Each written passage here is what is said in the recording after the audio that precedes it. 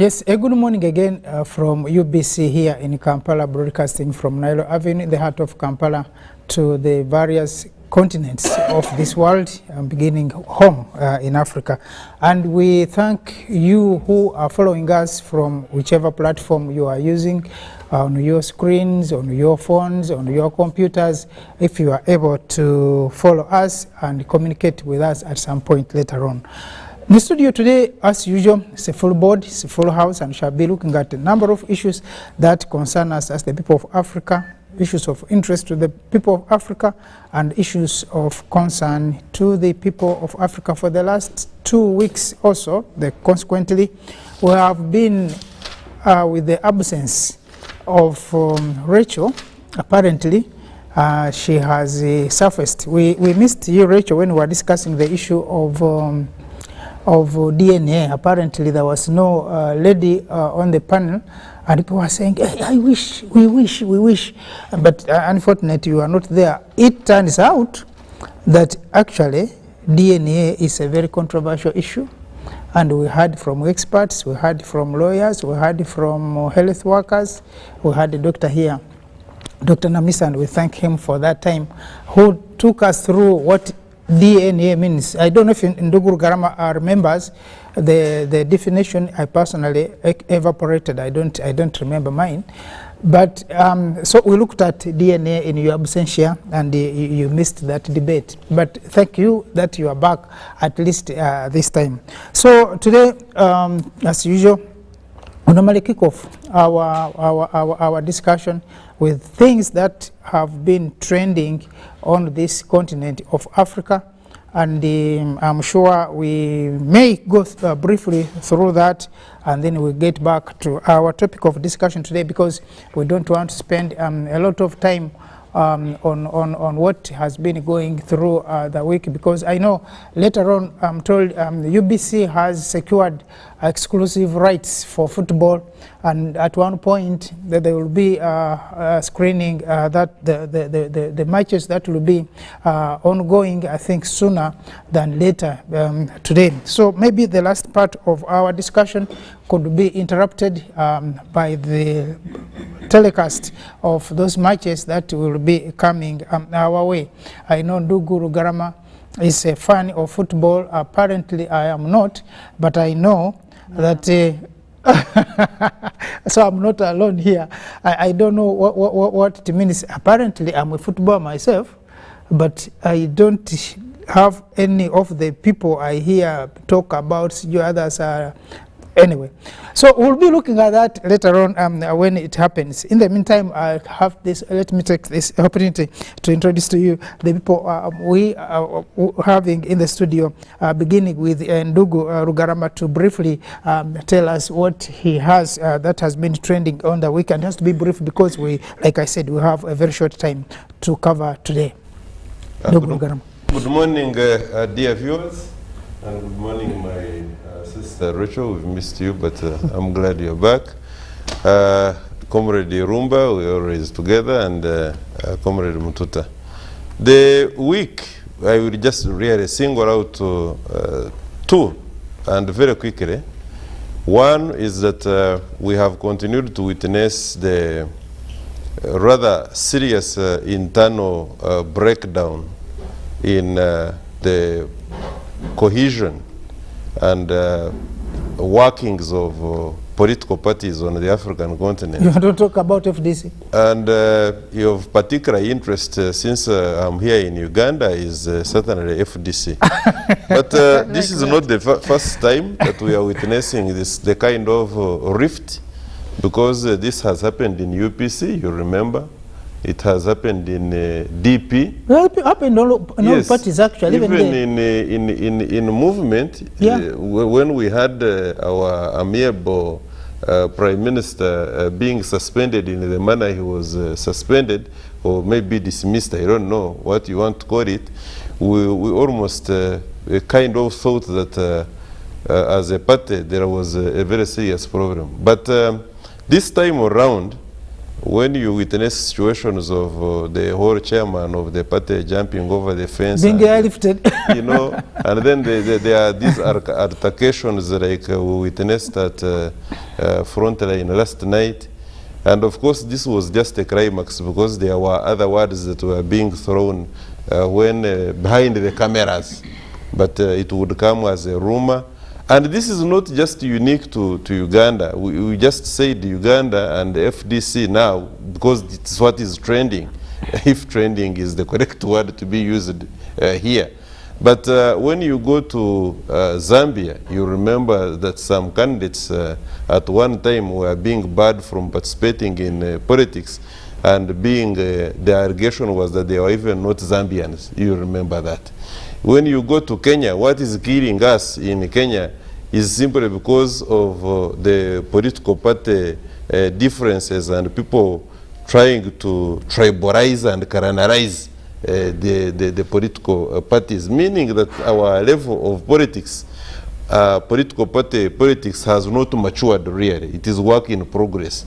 I can go on and on, but let me go to my last observation of the week. And this has been probably what time around we are going to be talking about. The hype, the media hype about the comrade Putin not directly participating in BRICS in South Africa, to me, it is not such a big deal really, because it is normal for a president to delegate to start with, and we know that the person who is coming is his political and international exposure and appreciation of the international politics cannot be underrated at any one given time. Actually, for me, in the absence of Putin, he qualifies to be the president of Russia. Maybe to also add that, as usual, these are media machinations of the West. They are very good at it. They are even reporting that India is withdrawing from the BRICS currency and that kind of thing. Certainly, it is just to drum it in the minds of the people that the BRICS is something that is actually not going to succeed. Okay, Ndugurugarama. Irumba. Oh, Irumba. But he's also Irugarama. He's my younger brother, so no problem.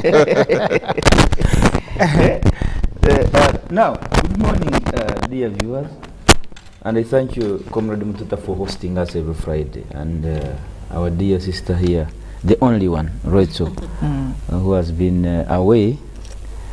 Maybe, I don't know whether it was intentional. How about when we are discussing DNA is when you are absent? No, it doesn't mean that she has issues with DNA. Anyway, that's a joke. Now, for me, the main issue this week that has caught my mind is the continuation of diverting the attention of the main cause of accident on our Ugandan roads to something so much like they're looking for many other means of ensuring that they make more money. On Wednesday, Cabinet passed a resolution, adopted a resolution, Comrade Mututa, and they are saying they have observed the road traffic crashes are mainly caused by human factors, and these are characterized by drink driving, overspeeding, distracted driving through use of phone while driving, eating while driving, fatigue, and other forms of reckless behavior such as wrongful overtaking, road rage, impatience, frequent lane change, abandoned vehicles on carriageway, among others. The other observation made was about the major cause of accident is the condition of vehicles characterized by defective and worn out tires, faulty brakes, and engine failures. Now, then they talked about boda, that they are the biggest killer of people in terms of accidents here in Kampala CBD compared to other vehicles. Now, Mr. Mututa, I want to emphasize that the biggest cause of accidents in Uganda, these are simply contributory, but the biggest cause is the narrowness of the roads. The roads are narrow.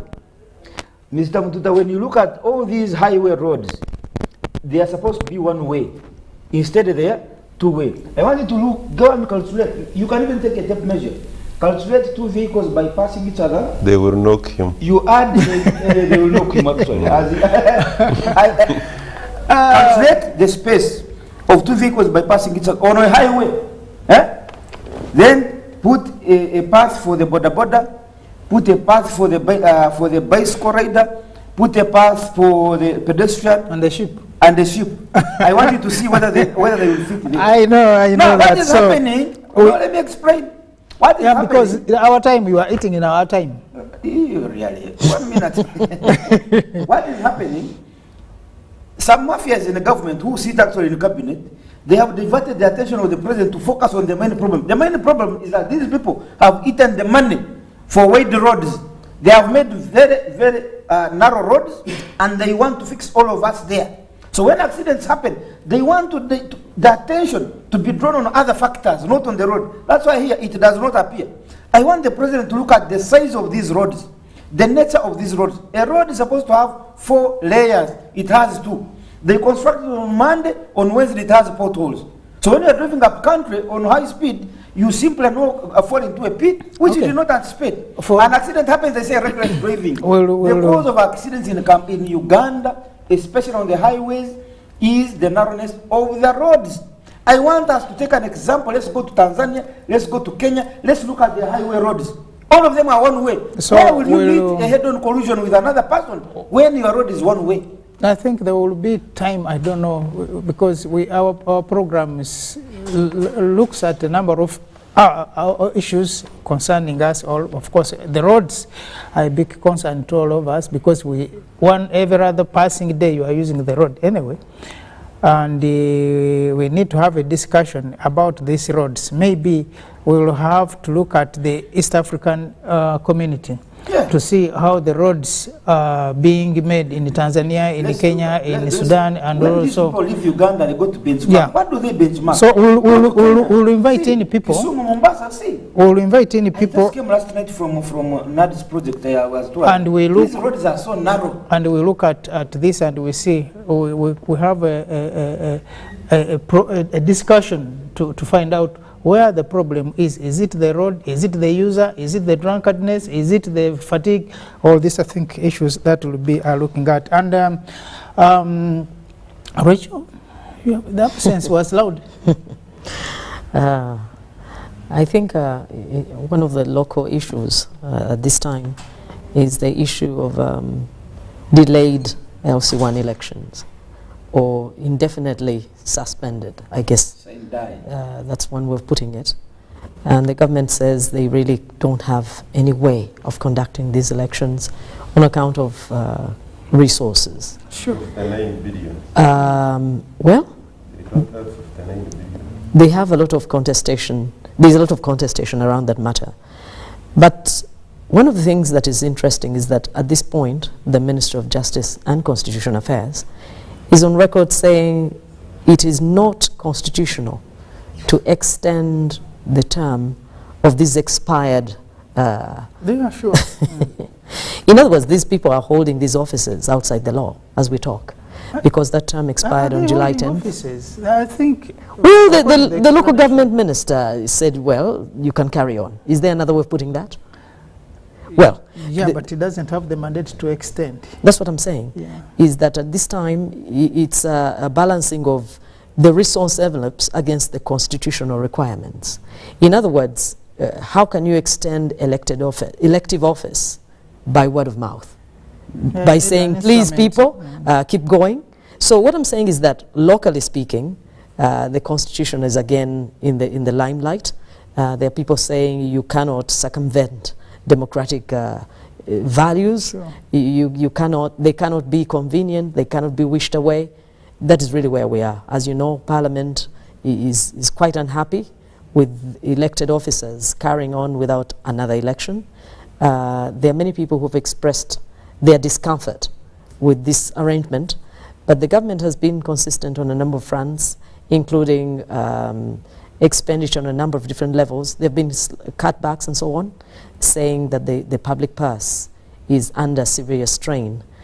I think that's an interesting approach, because in neighboring Kenya, we all know that one of the reasons for the unrest is that they say the government is pushing the weight of economic troubles onto the people. The financial bill. I don't know if ours is different, to just say, okay, we'll just cut this and cut that and the other one, or saying hike the taxes to actually underwrite. But Parliament can make it even easier. I don't know why they should be annoyed, because what Parliament can do is to cause and to pass a law to go back to where we were, to say we now need to go and stand and behind the people and we elect without money.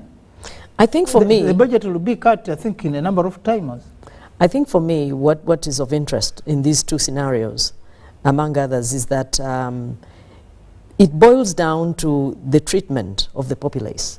In Kenya, there are people saying that removing the subsidies on fuel and on food, ugali, is it flour, maize flour, is really something that will make worse the economic situation. And there are others who are also saying that this is just one of the things that government is saying they cannot do at this time because of money. There are others, that budgets that have been slashed, whether in the health ministry and so on and so forth. So I'm trying to think, where do we go from here? Because our economies are not going to improve radically in the short term.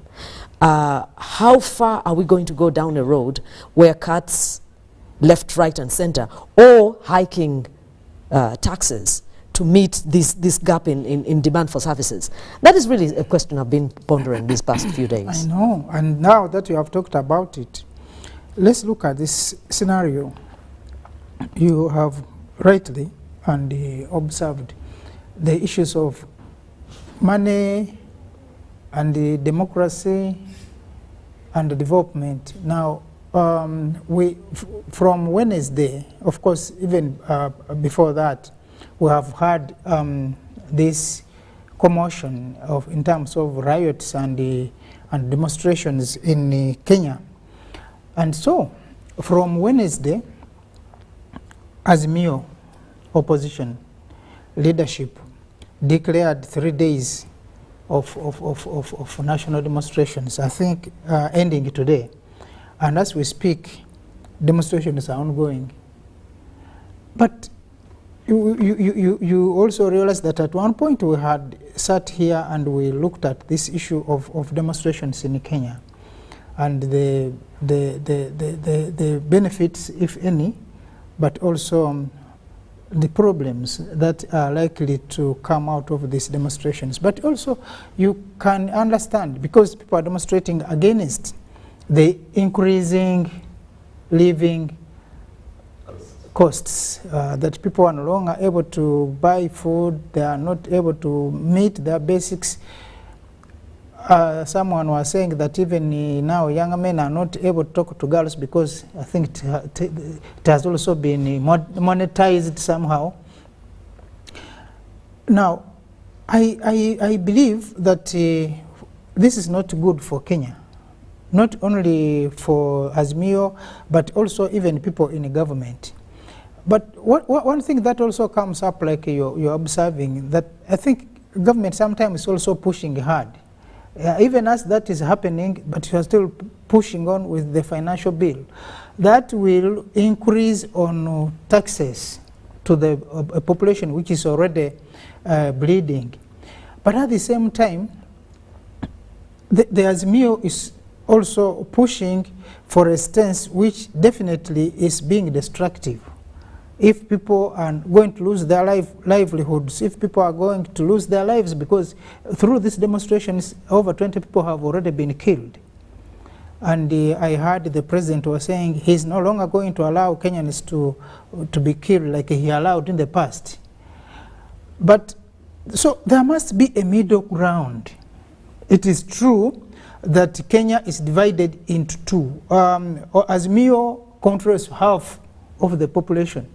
And the UDA also controls half of the population. So there must be a middle line.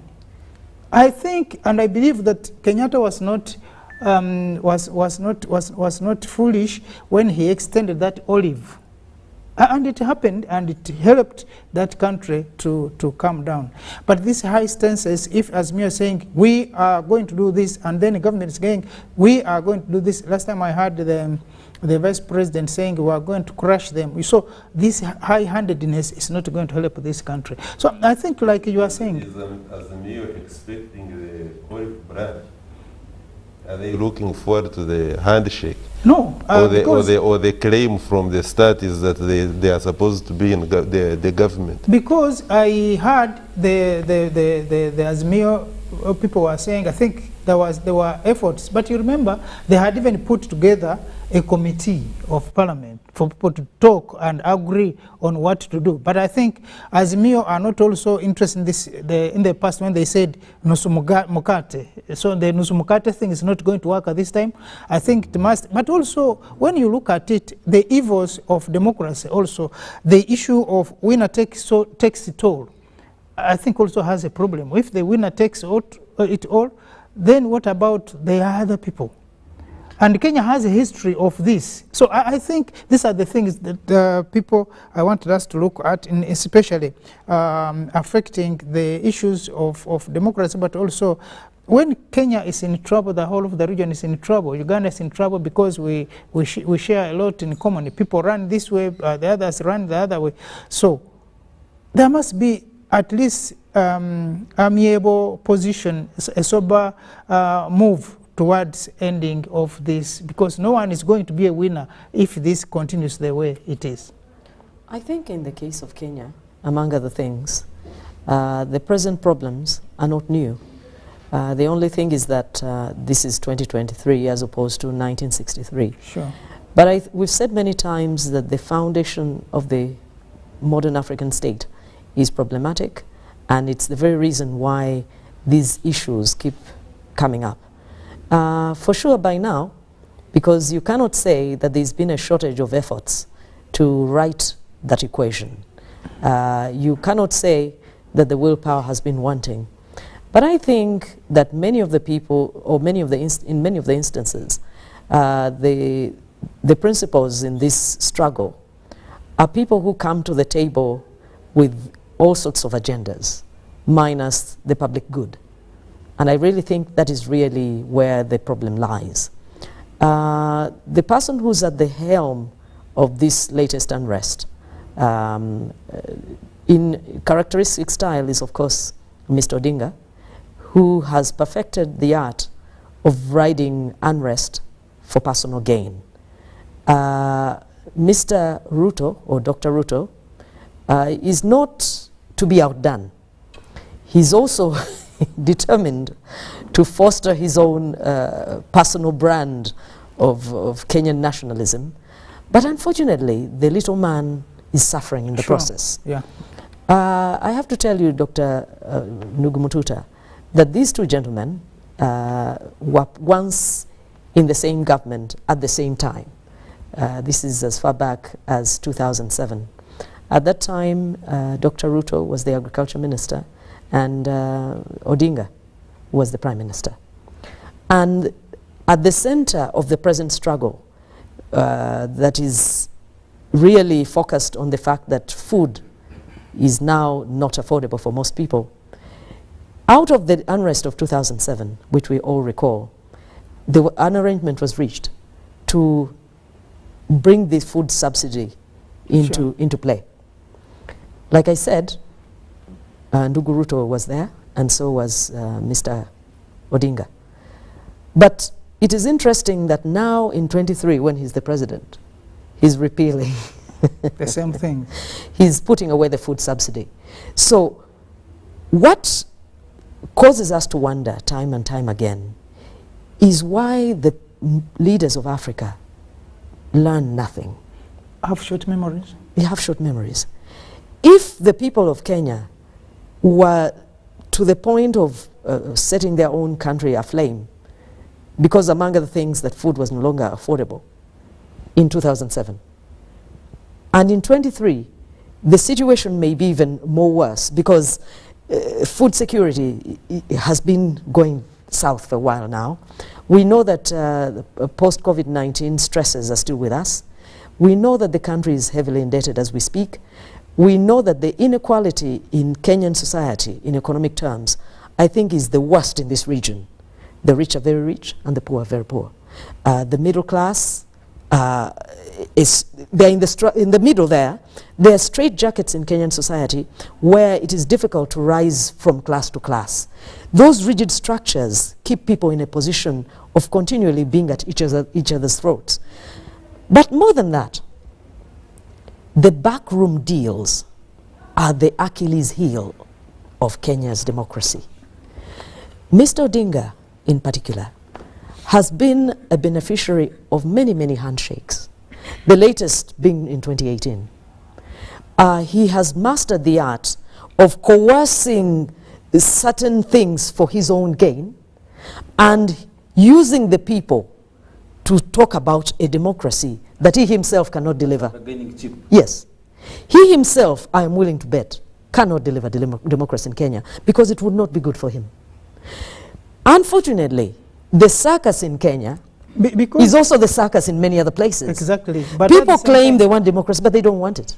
At the same time, if Raila was elected president, yes, would the conditions of costs in Kenya be different today? No, they wouldn't. Neither would it change. Because the foundation that we're always talking about is problematic. There are flaws in a society where people have too much and others have too little. The gap, others don't have at all.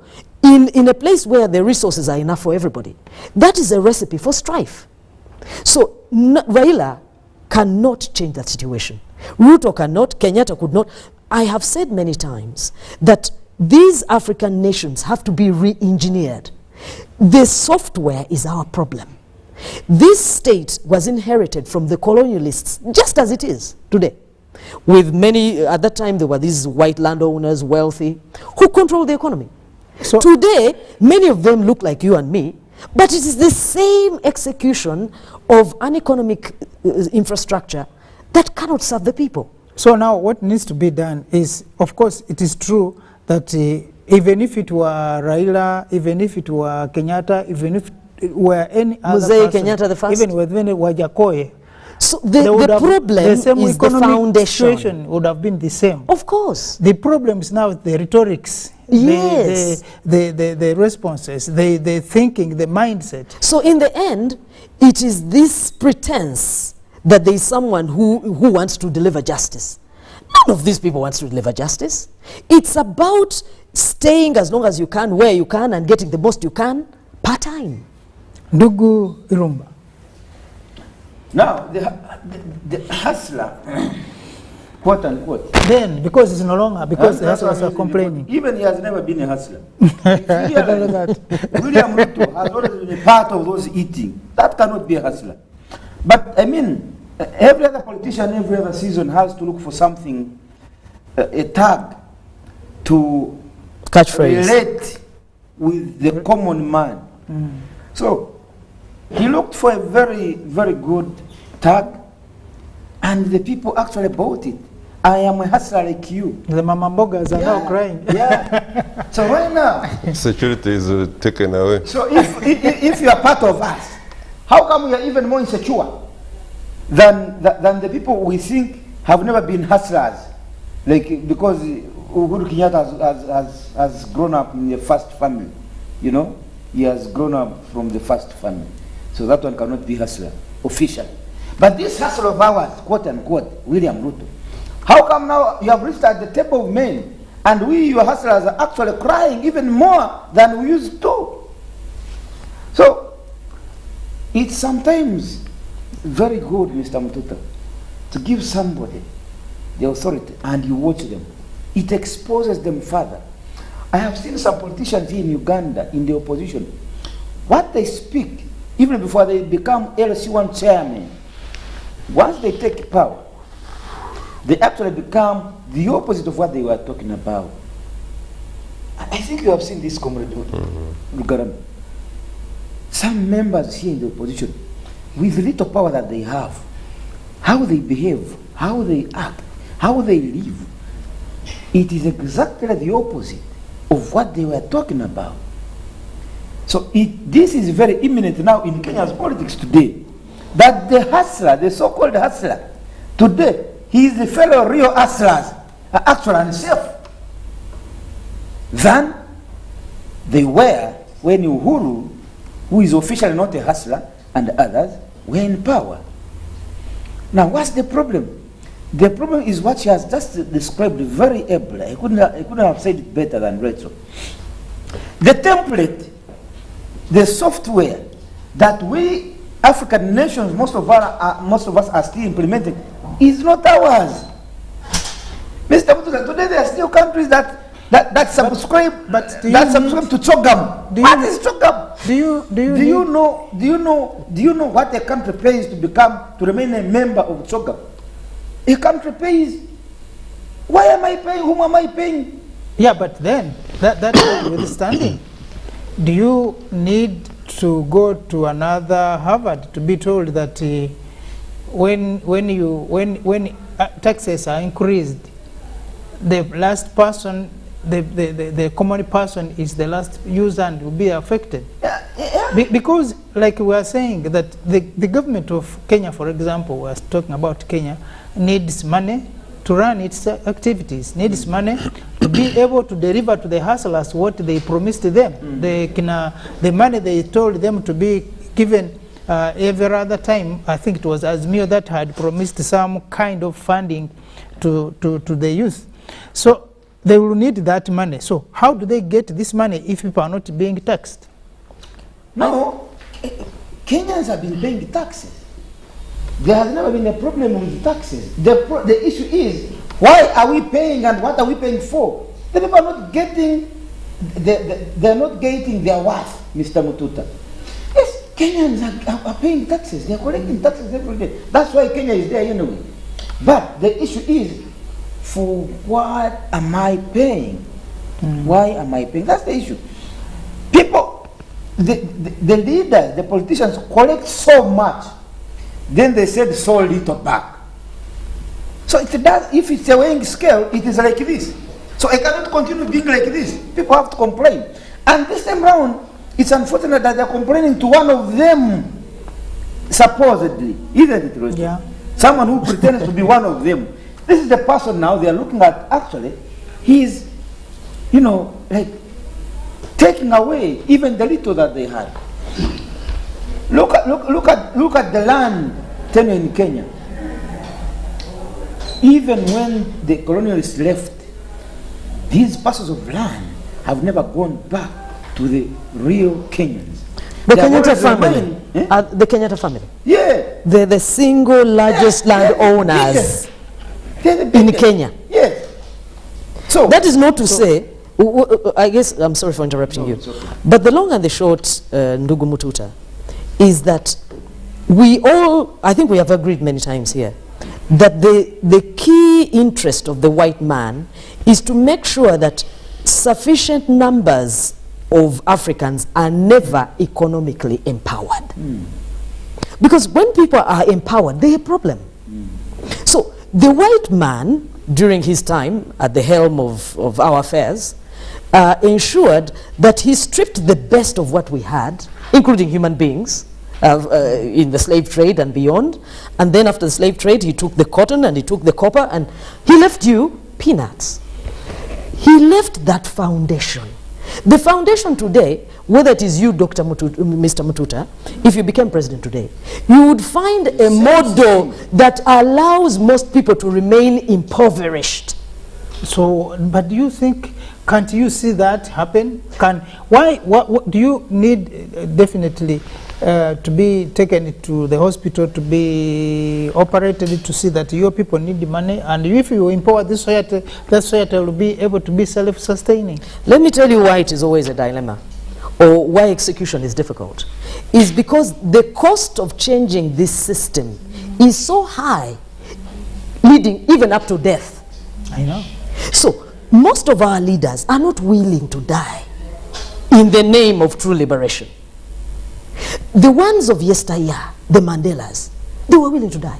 The Nkurumas and the Nassers. That is why Africa got a level of liberation. A window. Today, we spend our lives preserving our lives and preserving our place at the helm, whether or not I'm adding to the equation.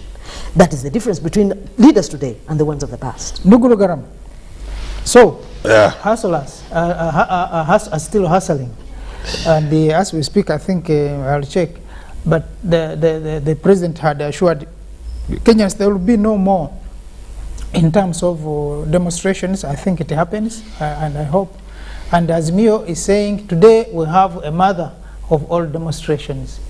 What do you think we are heading? Because these spillovers affect us, all of us in this region anyway. But First of all, And you have something? Irumba, you are yeah, saying? if you can, No, it's for a okay. minute. Before you come to Comrade Lugarama, my senior, thank you for giving me way. Please. Let me also comment about the inconsistent this man, who? Barbara, Raila Odinga. Raila Odinga is also not one of the hustlers. He's not one of them, and he has never been. is a son to Odinga, Eh, the Mzee. So, even what he's doing now, he's bargaining, using the people, the poor, as a bargaining chip. He has never been what he claims to be. Comrade, every election cycle in Kenya, where Raila Odinga has participated and has emerged a loser, he has bargained for something. And that something has not been for the interest of the people. It has been for the interest of himself and his family. So I agree that this time round, he's actually taking this kind of negotiation too high and too far. And he's becoming too comfortable. I would agree this time round now that William Ruto needs to a bit straighten up and strengthen up his way of dealing with Raila Odinga on this one. It has become too monotonous. Every time they say, I am going to mobilize people, you are mobilizing them for your own interest. Once the interests are taken care of, the man goes back to sleep, the people continue suffering. But now- he actually needs to be tear gassed like in Uganda. I think, of course, tear gassing is not Yeah, he the needs more than solution, that.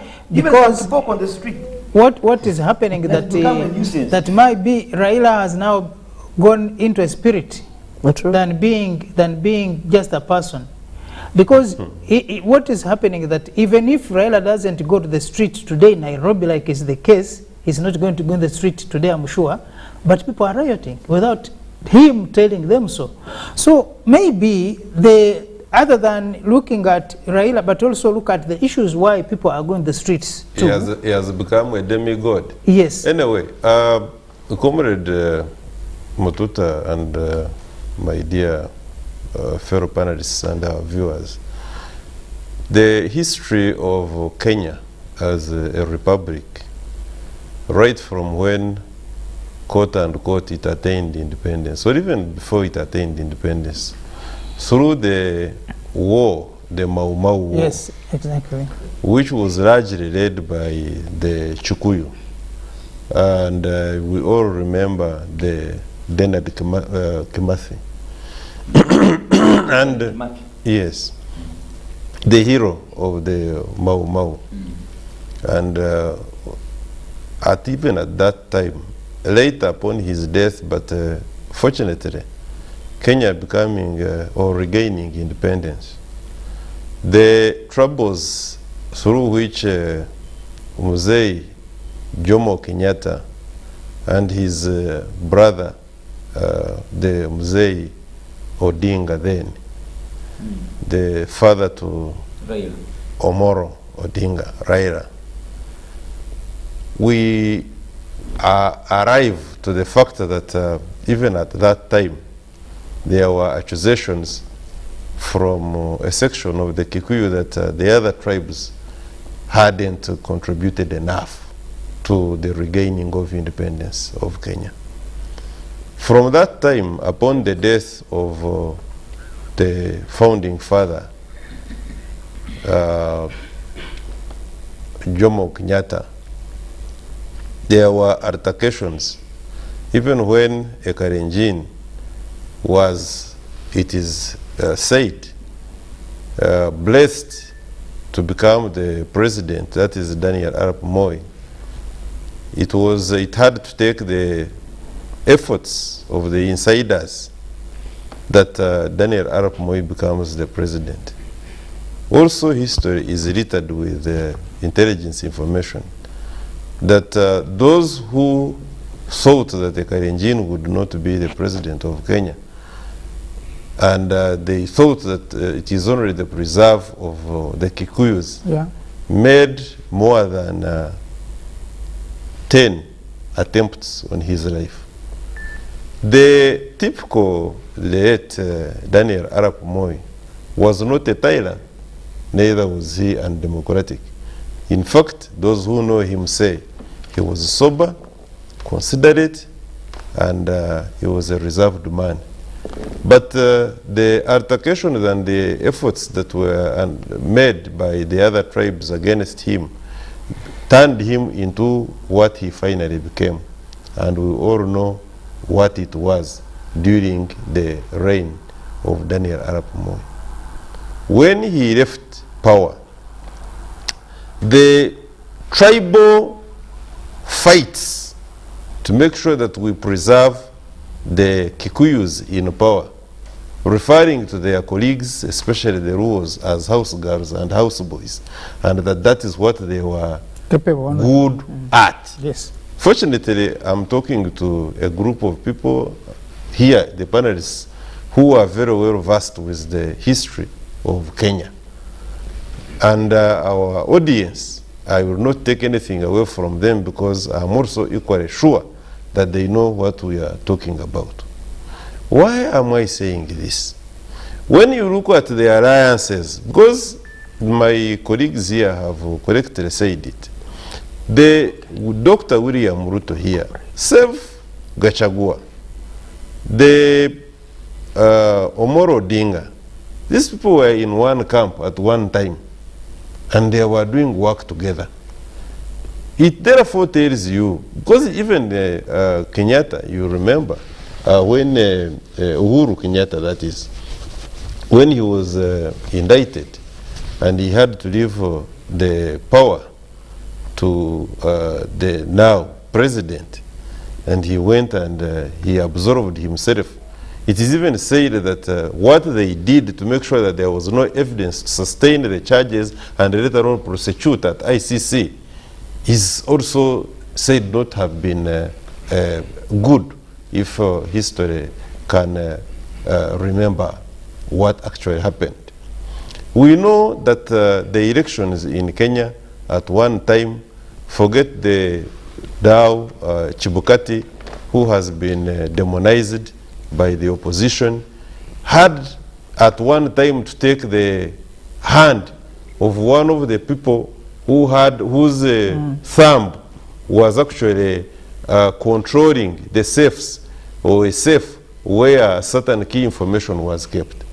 Now, littered with that kind of history, criminalized, tribalized, right from the blueprint that we have, and Rachel brought it here, it was resounded by Rumba, and I remember I have said this before, that the Kissinger blueprint that upon which the African governments and other jurisdictions run their politics has not departed from us. That software is everywhere, that it's not the benevolence, because going back into history, then I fix it into the Kenyan situation now.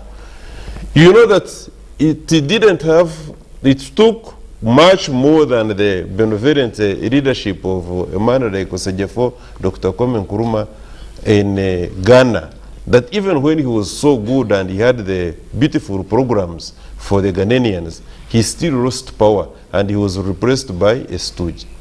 That the benevolence and the good programs of a man like Patrice Emery Lumumba in DRC didn't save DRC. DRC is where it is simply because of that blueprint and the software that was written by the colonial man and is being implemented by an imperialist. That a man like Thomas Sankara, whom we very well know, had the correct program for his country, could not survive. By that time, even before we thought about women emancipation, he was looking at how to bring a girl child up. Now, coming back, and I can go on and on and on and on, giving these very smart examples. It is therefore not how good you are as an African leader, but how good you are in implementing the manifesto of an imperialist that will keep you in power.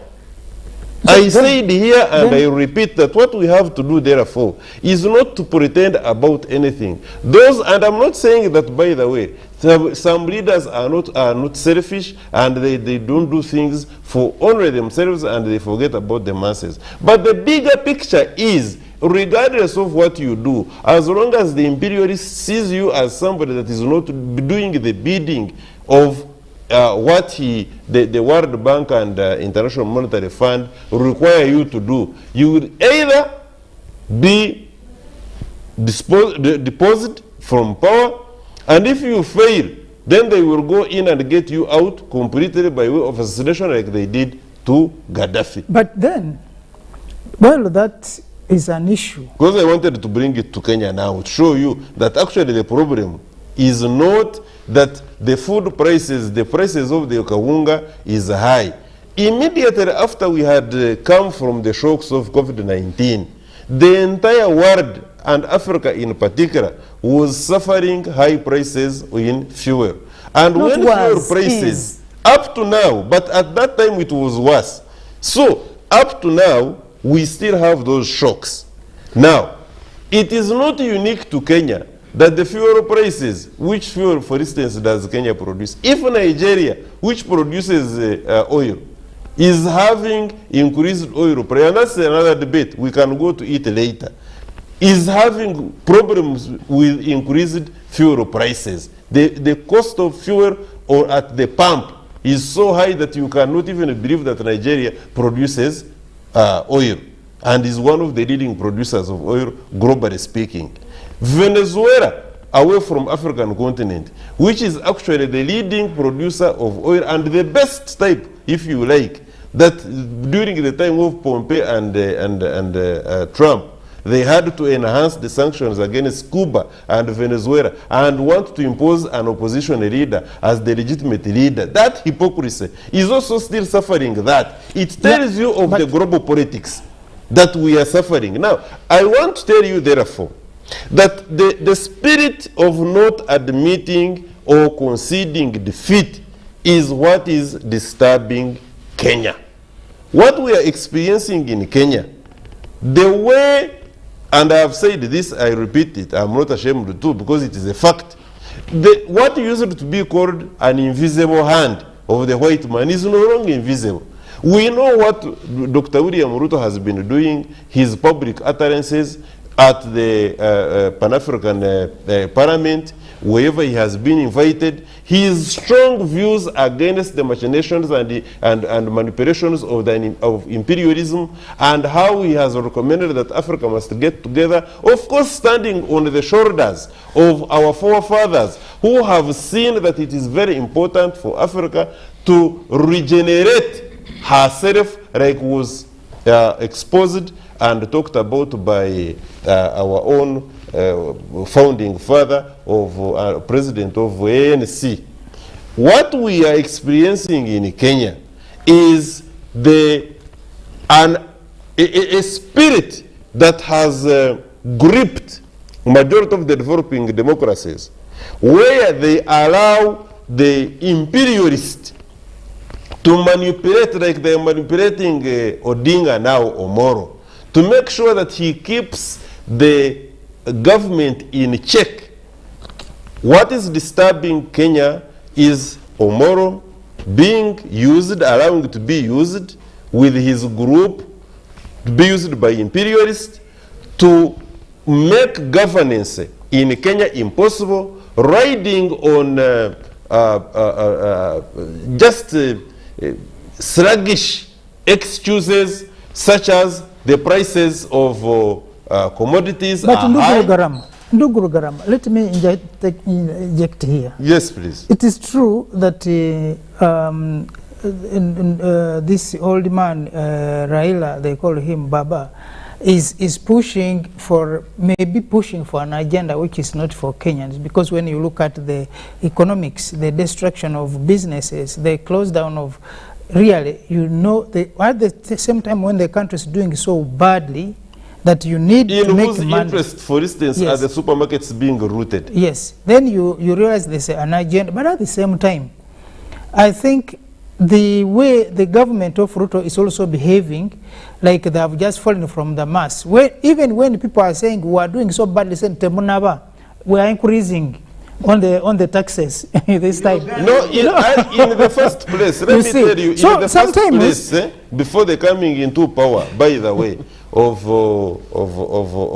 William Ruto and his team, you remember that there were subsidies that the subsidization was implemented by the leadership of Uhuru Kenyatta. You remember that? That they subsidized on, for instance, consumables. They also subsidized on fuel. You remember that? And Ruto was vice president. But you say who was the president at the end of the day? You know how we do our thing here was actually the deputy president. You know how we do our thing here on the African continent. You see? So now, Ruto with his team Gachagua inherit a system that had in a way impacted negatively on the economy of Kenya. But when that happened, anyway, I can assure you that if Baba had the heart of the Kenyans, there is a way they would have worked out a system and it would not be the way it is now. It is the way it is simply because, one, invisible hand, now apparent hand of an imperialist, two, selfish motives of Baba with his team, and that cancer must be cured. Yeah, but also at the same time, you are saying that this could have worked out if the two leaders, the two divides, sat down and agreed, because none of them controls Kenya anyway. Both of them have equal populations. But for the best is to, first of all, tone down on the rhetorics, on the language, on the arrogance from both either sides. Because if that does not stop, then there will be no country called Kenya. Because we have seen this happen in other countries, and what ends up is you put up a whole country in flames when people are no longer governed. I think in the spirit of East African community, yes, there is the East African community heads are mandated to make some interventions at the diplomatic level. I think now it is the challenge, and some senior leaders like our president here, it is now incumbent upon them to hold an emergency meeting, like they have delayed on the issue of Sudan itself, and so that they can see what to do. And then we shall put the history will record them as having made an attempt and failed, other than just keeping quiet and looking at the matters of Kenya as internal matters. I think it is unfair for African leaders, and especially East African leaders, to leave the affairs of Kenya as internal affairs. They have to do something in that direction. Yeah. So, I mean, this concerns all of us. If one country of East Africa is up in the flames, then we definitely all bear the brunt. For heaven's sake, it is our largest economy. It is a big brother. It is like if you have Nigeria, for instance, disintegrate. You see, the disintegration of Nigeria in the spirit of African Union and Africa Continental Free Trade Area is the disintegration of the entire continent. We must preserve. You have mentioned something. We are coming to, we are supposed to have a break, but I'm told we shall go once we are done here, because we are not going to have a break, since the footballers are going to have their matches playing. I think it's going to be Spain and Costa Rica moments after we leave the stage, and it's going to be coming our way, I think, around 10:30. So we will just continue without a break until we finally break off, and we leave the Rugaramas and with the football. Yeah. We were coming to look at the issues of, and you did mention, now that we don't have much of that time, we may not go into detail. You did mention of President Putin not attending the BRICS in South Africa, and the ground to it was that I think it was a diplomatic issue. I am aware that South Africa also wrote to Russia saying it will be good for the president not to come because the pressure is mounting on South Africa to ensure that they have an obligation under the ICC because they're a member and a signatory to the statute that puts up the ICC. That is also a lie. Did they arrest Bashir? Didn't Bashir go to South Africa? Didn't he leave? But they learned lessons later on, after Which Bashir lesson? left. But not only that, it is the interests of the colonizers that carry the day. We know that they are good hypocrites on a good day. It is not about keeping the standards. They've never pretended, oh, okay, they've been pretending all along to be doing things in the interests of humanity. But Bashir was a small fish in African waters that didn't bother anybody in Washington or New York. But the long and the short is that this Kenyan situation reflects directly on the South African dilemma. The fact that as the world exists today, what the colonizer wants, the colonizer gets. South Africa's choice was clear. You can continue with a man who is trying to dethrone the world order, led by the United States and the little cousins. You can continue with that man, but the wrath is sure to follow you. You can go. You know, they speak softly, they may even smile, but they mean what they're saying. So South Africa, who has been on the receiving end of what a colonizer can really be. Remember, the people of South Africa were colonized for a good 300 years. Sure. So when the white man talks, they know what the white man means, more than you than me. Apparently. But this thing that is currently engulfing Kenya definitely is the handiwork of these very people we've been talking about all along. Mr. Ruto... Template is the same. No, more than that. Dr. Ruto, I've said many times, I hope he understands who he's dealing with. The day he said he's now walking away from the dollar, I said that here before. I said I hope this man understands that the colonizer does not take chances. I hope he understands.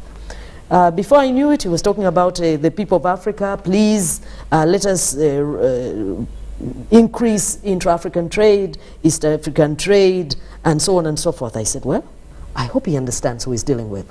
Because Kenya in particular, the way it was structured, it feels like a possession of Britain in particular. South Africa, British I Empire. think, sorry? It's a British Empire in Kenya. Well, they set it up in such a way, it was their refuge. Their largest military base in the East African region is in Kenya. Not only that, Recently, the ambassador of America to Kenya, that madam, she gave a very powerful speech, and we needed to play it here one time.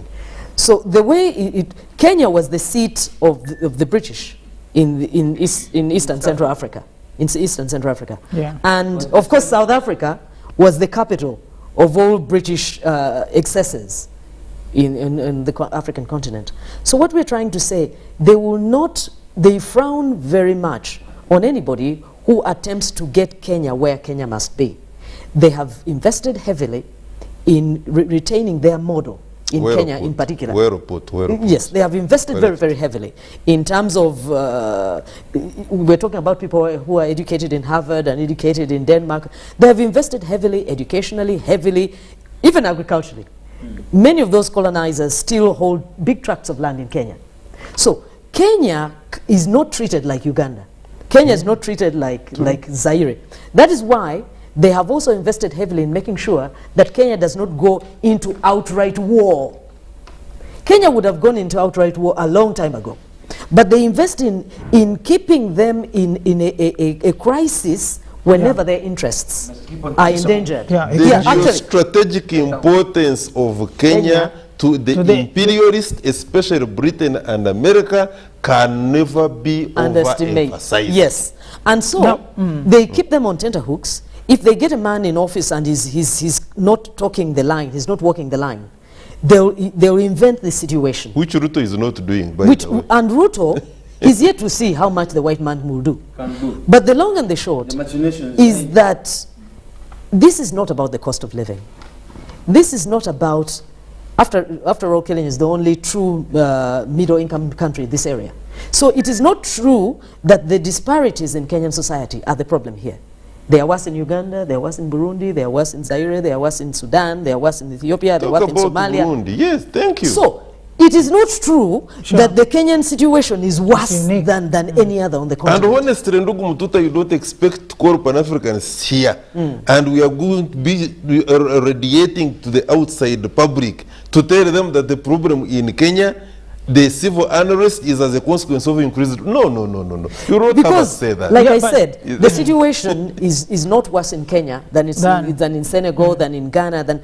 But Kenya is trying to run away from the colonizer. The colonizer is jittery. Of course, they have not graduated to the level And of this is the doing cost. the worst that they can Exactly. do. It depends on how Ruto will handle their agenda. If he falls in line, everything will be quiet until the next Chisanja. That's how it works. Once you fall in line, they'll leave you alone for a while. If you're willing to go the distance, prepare for the final They'll assault. open Because the final assault is there. skeletons. The people who Now- have gone the distance, like Gaddafi, we know what happened. But what we are trying to say is, if we have a new crop of African leader who appreciates the dynamics that the colonizer never left, and the colonizer is not kind and gracious, and that to really do what you must do, you must first sign your will somewhere, set your affairs in order, then we will begin true independence for Kenya. But are these African leaders myopic, or for the sake of self-preservation, leave things pie as pie? They are not myopic, and many of them intend to do the right thing. But when you get there, you find that you're in a straitjacket. You find that your predecessor was not as bad as you thought. Even the one who you say was the worst leader your country ever had was not as bad. The problem is the straight, you know, a straitjacket? The one they put on people who are insane and so on. The straight jacket in the State House in Lusaka, and the State House in Entebbe, the State House in Nairobi, the State House in Dar es Salaam is the same. The colonizer has their things that they set in order, and they will protect them with their life. I have liked Maybe information, what- information to Mututa. Just information. If you want to know how ruthless, unkind, unforgiving, pretentious imperialism and an imperialist can be, just look at the leaders they are hyping now on the African continent, especially my beloved, I'm always in that country, my beloved, the Zambian president now. Look at the reforms he's trying to make and how he gives his speeches, and give him even 2 terms of 5 years, and tell me that he would have gained very serious ground to changing the lives of the Zambians the way he thought. But now No, that is really the problem. To answer your question, you are like, are people myopic? No, they are not. But the reality of African politics and power will sober you in an instant. The moment you get into State House, you realize that short of laying down your life, you will never move your nation forward. Yeah, because what I'm saying, so in countries where you have leaders who are prepared for that, they know this is like what you are likely to You face. run your course maybe 2 years, I have and then seen, you're gone. Yeah, I've seen this, especially Russians are very good at that. They train people, especially in the military, for leadership. That once you are in this position of command, then you expect much as they also have their own issues when it comes, you know, Russians are not known for order, they are not highly organized, but at least they are well informed on a number of issues. That when finally a person gets there, he has a reference to know that what is happening could have happened like this and could have happened like this. That's why I think they have been for quite some time consistent.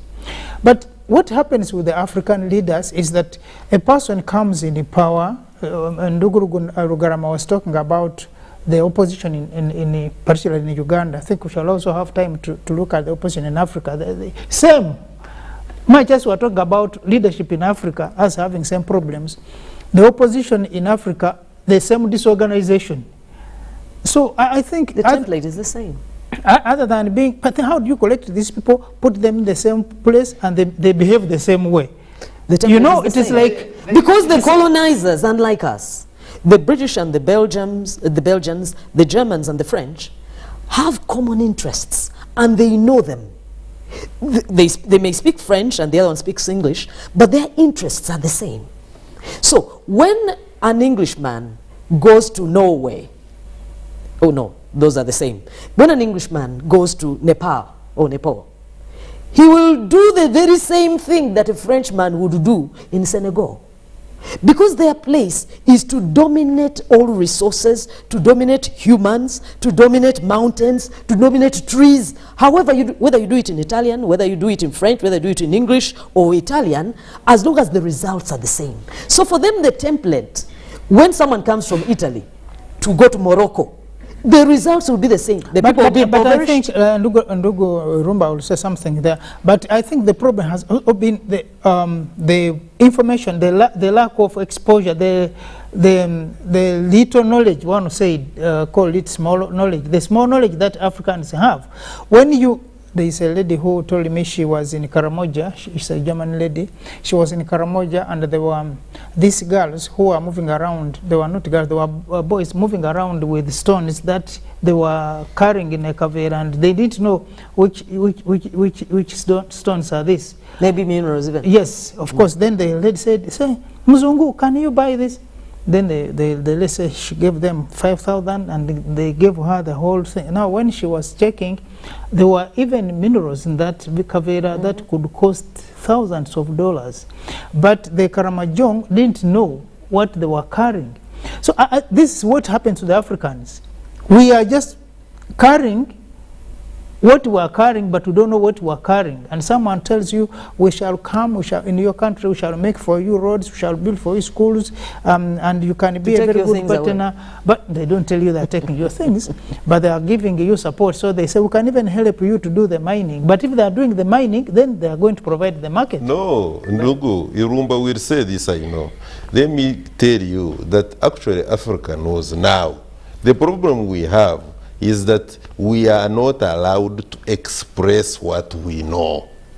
The companies that come, the kind of corporations we go, when you see the efforts at African Union, the Africa Continental Free Trade Area, when you see what it espouses, the cooperation we are making agreement with China and the European Union, it all tells you that we are aware of what we have. We are no longer talking about potentiality. We know our potential. We want to actualize our potential into reality. But the forces, former hidden forces, will make sure that we actually don't reach there. This is what they do. If you are a rebel outfit, they will go and sweet talk you through their BBC and CNN. They send the journalists. They pick your view. How do you think? If you are the type that you are radical and you can't be changed, they are not going to support you. They will support the regime in power as long as they will continue to allow siphoning of resources. If you are the type that can help them and the regime in power is giving them hard time, they are going to support you and you will come and take over power. Now, at that level you can imagine.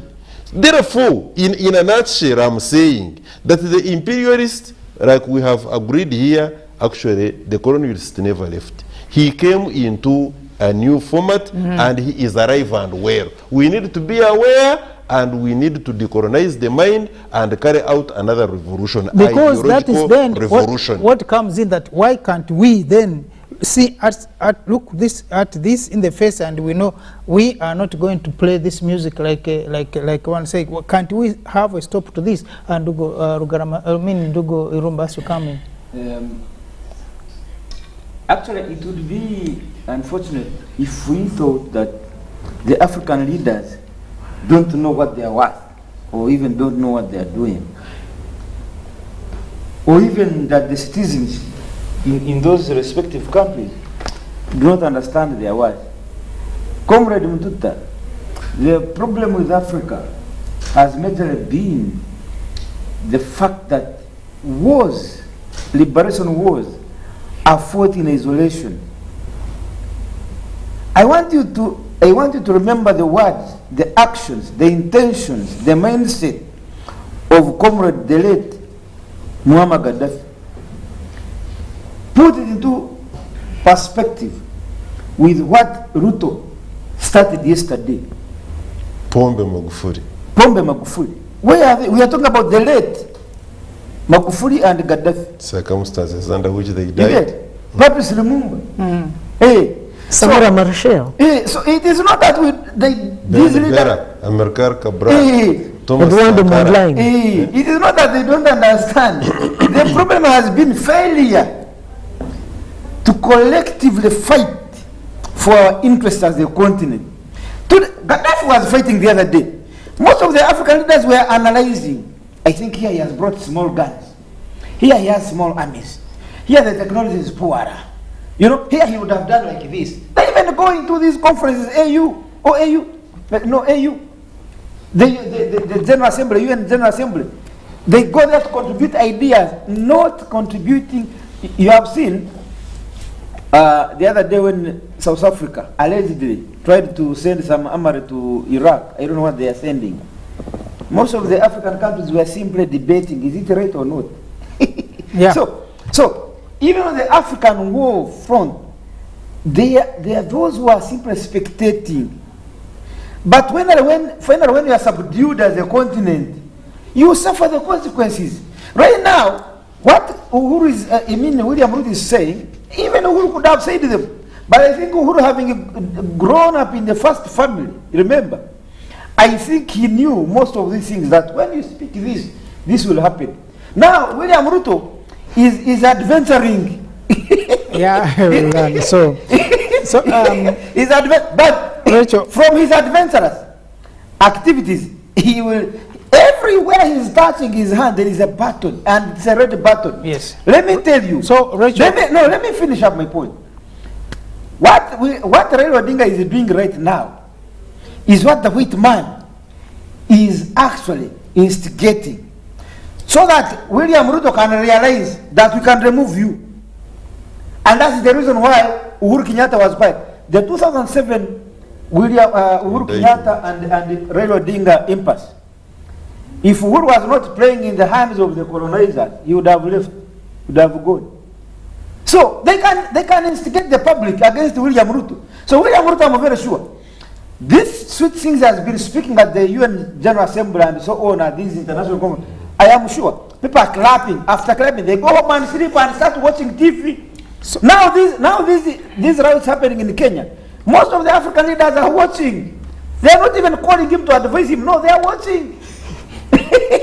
yeah, thank you so much, lady and gentlemen. We are caught up with the time today because, like we said, there will be, for the football lovers, the soccer is coming on your way in the next about 5 minutes, and they will have the two teams playing any moment from now.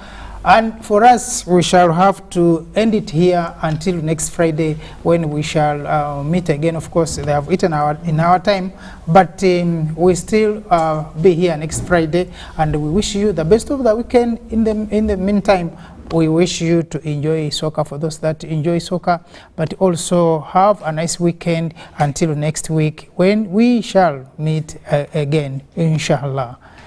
Thank you so much, gentlemen and the lady. Okay.